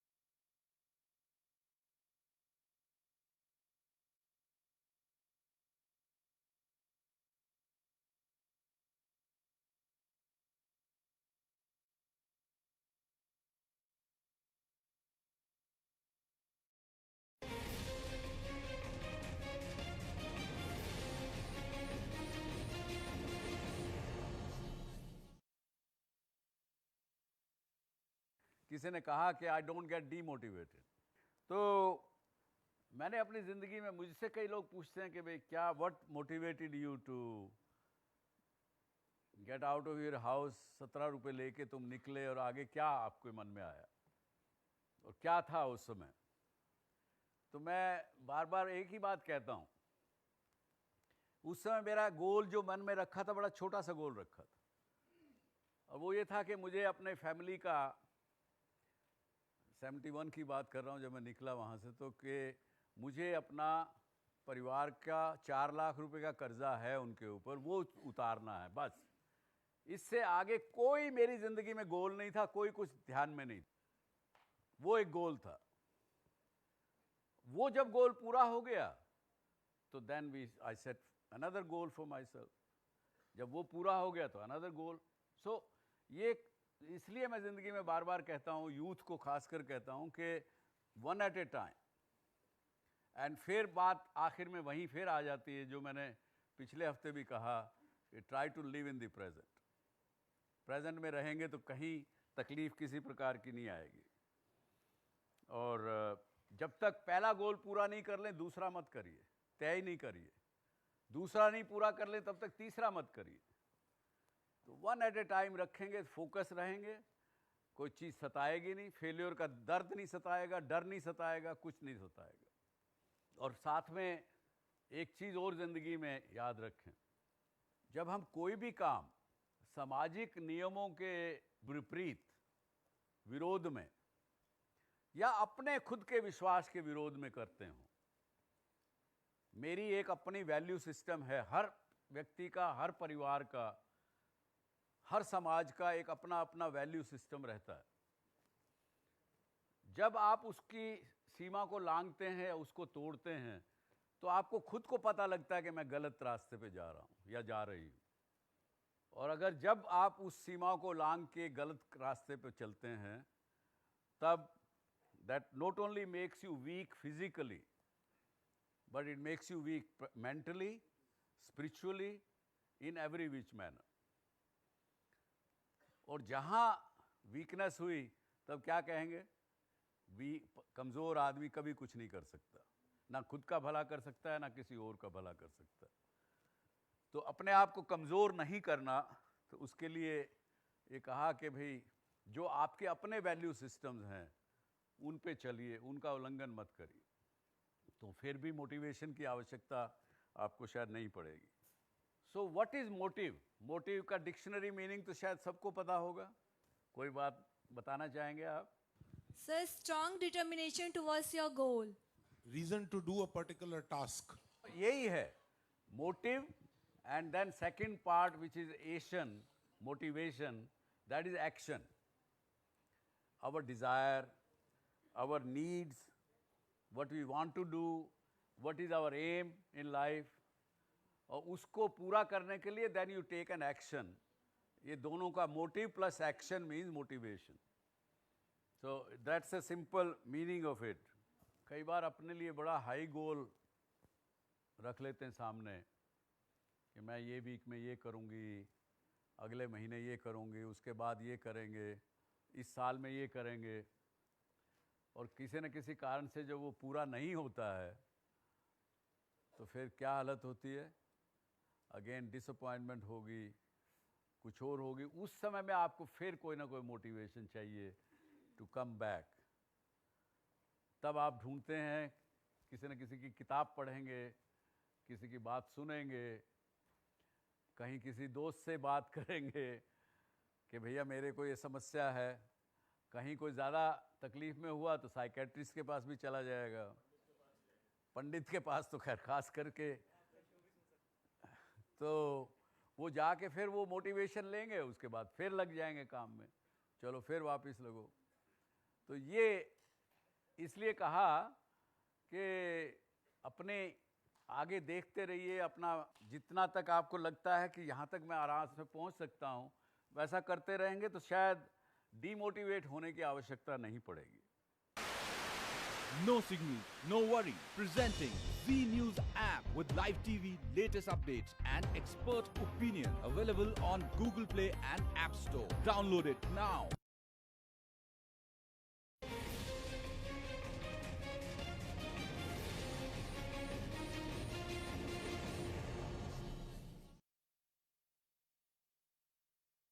किसी ने कहा कि आई डोंट गेट डीमोटिवेटेड।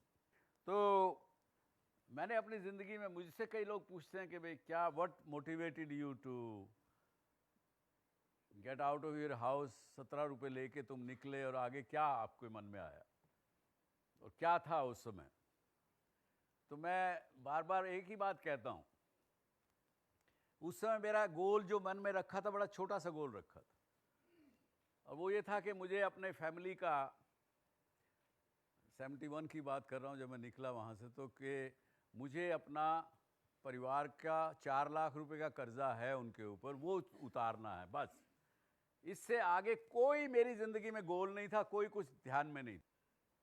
वो एक गोल था। वो जब गोल पूरा हो गया तो then I set another goal for myself. जब वो पूरा हो गया तो अनदर गोल। सो ये इसलिए मैं ज़िंदगी में बार बार कहता हूँ, यूथ को खासकर कहता हूँ कि वन एट ए टाइम।